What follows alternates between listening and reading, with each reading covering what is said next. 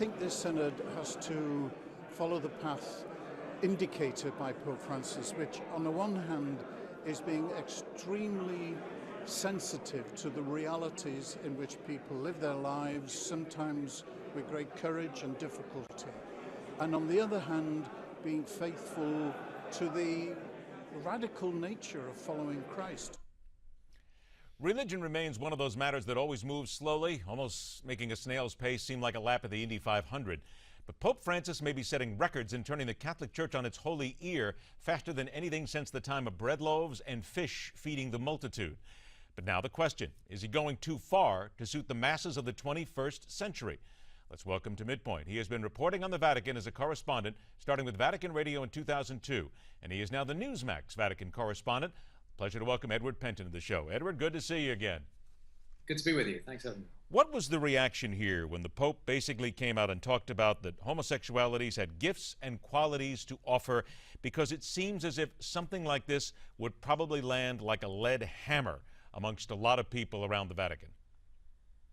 Yes, well, just first of all, to be clear that this isn't what the Pope has said as such. It's what the Synod of Bishops have been saying, and they haven't really come to conclusions. This document that came out yesterday in which this was said was basically a working document, a work in progress, as the Synod is only halfway through. So it's a sort of interim report.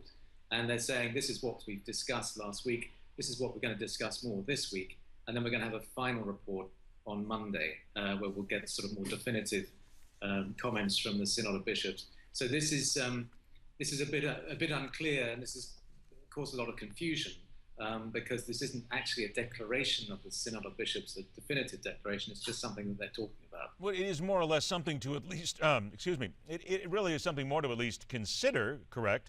But yes, even the consideration of this would seem to be earth-shattering in the Catholic Church, because this is one of the things that they have stood on for so long as something that we are against, correct? That's true. I think what they're trying to tell the world, the bishops, is that there's been a change of tone, there's a change of emphasis. These things have always been said in the Church. There's a need to recognize, obviously, the dignity and to respect homosexual persons, and other groups too, like cohabiting groups, those who the Church always said are living in sin. There's a need to respect these people and to try and help them with their situation. So this Synod of Bishops is really just repeating what the Church says, but it's changing the emphasis, so that what the world has often heard is the Church sort of condemning homosexuals and homosexual practice. That hasn't really changed, the condemning of the homosexual practice, but they're trying to re-emphasize the fact that these are people who need to be listened to and have their dignity respected. But they did say today, in reflecting on this, that there is concern in the Synod that this is being misconstrued, and that there has to be caution in this, and not to be seen as though the Church is, commending this behavior, which is not what they're doing. How do they then walk this fine line? Because in condemning the practice, yet saying that they have gifts and qualities to offer, certainly sounds as if they're pretty much straddling the line here right now and not taking a definitive position anymore, that they've come off the hard line.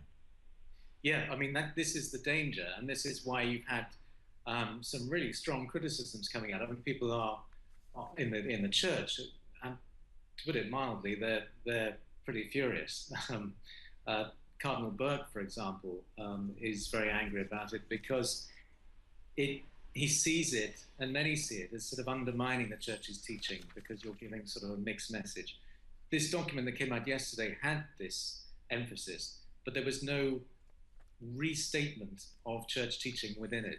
So there was this lack of balance, and that's what's caused all of this upset among many Catholics, that there is this sort of one-sided view, this one-sided emphasis, and the other side of the Church's teaching is not being emphasized. So there is this feeling that, it could be construed as the Pope giving the green light and so forth, but that's not what's happening. So there's a wide mix of opinion and some real concern there. All right, you just mentioned the Pope. We're going to talk about that and a few things in a moment. We're going to take a break. And on the other side, where will this Pope possibly take the Catholic Church on other issues, such as contraception and divorce? Later on this hour, taking political attack advertising to a new and some would consider a despicable low. But of course, the person who produced the ad is very eager to say that, well, that's not exactly what we meant. It's my commentary and telling it like it is. Comes up later on this hour, right here on